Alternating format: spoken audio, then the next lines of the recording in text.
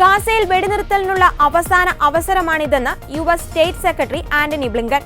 ഗാസയിൽ വെടിനിർത്തൽ പ്രഖ്യാപിക്കാനും ബന്ദികളെ വിട്ടയക്കാനുമുള്ള ഏറ്റവും മികച്ചതും അവസാനത്തേതുമായ അവസരമാണ് നിലവിലുള്ളതെന്ന് ആന്റണി ബ്ലിങ്കൻ പറഞ്ഞു. ടെൽ അവീവിൽ ഇസ്രായേൽ പ്രസിഡന്റ് ഇസാക് ഹെർസോഗുമായുള്ള കൂടിക്കാഴ്ചയിലാണ് അദ്ദേഹം ഇക്കാര്യം പറഞ്ഞത്. ഇത് നിർണായക നിമിഷമാണ്. ബന്ദികളെ വിട്ടയക്കാനും വെടിനിർത്തൽ പ്രഖ്യാപിക്കാനും സമാധാനവും സുരക്ഷിതത്വവും നിലനിർത്തുന്നതിനുമുള്ള ഏറ്റവും മികച്ചതും അവസാനത്തേതുമായ അവസരമാണിത് എന്നും ബ്ലിങ്കൻ പറഞ്ഞു. ഗാസ സംഘർഷം ആരംഭിച്ചതിന് ശേഷം 9ാം തവണയാണ് വെടിനിർത്തൽ കരാർ ചർച്ചകൾക്കായി US സ്റ്റേറ്റ് സെക്രട്ടറി മിഡിൽ ഈസ്റ്റിലെത്തുന്നത്.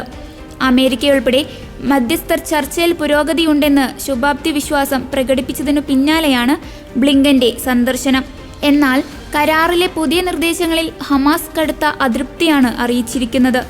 ഇസ്രായേലും പുതിയ നിർദ്ദേശത്തിൽ തൃപ്തരല്ല. പല നിർദ്ദേശങ്ങളിലും വിട്ടുവീഴ്ചയ്ക്ക് തയ്യാറല്ലെന്നാണ് ഇസ്രായേൽ നിലപാട്. ലെബനനിലെ ഹിസ്ബുള്ളയുടെ ഉന്നത കമാൻഡറുടെ വധത്തിനു ശേഷം മേഖലയാകെ സംഘർഷം വ്യാപിച്ചേക്കുമെന്ന ആശങ്കയ്ക്കിടെയാണ് US സ്റ്റേറ്റ് സെക്രട്ടറി എത്തിയിരിക്കുന്നത്. ഇന്നലെ ഇസ്രായേൽ പ്രധാനമന്ത്രി ബെഞ്ചമിൻ നെതന്യാഹുവുമായും ബ്ലിങ്കൻ കൂടിക്കാഴ്ച നടത്തുന്നുണ്ട്. ഹമാസ് നേതൃത്വത്തിലുള്ള ആരോഗ്യ മന്ത്രാലയത്തിന്റെ കണക്കുകളുടെ അടിസ്ഥാനത്തിൽ 40,000-ൽ അധികം ആളുകളാണ് കഴിഞ്ഞ ഒക്ടോബറിന് ശേഷം മാത്രം ഗാസയിൽ കൊല്ലപ്പെട്ടിട്ടുള്ളത്.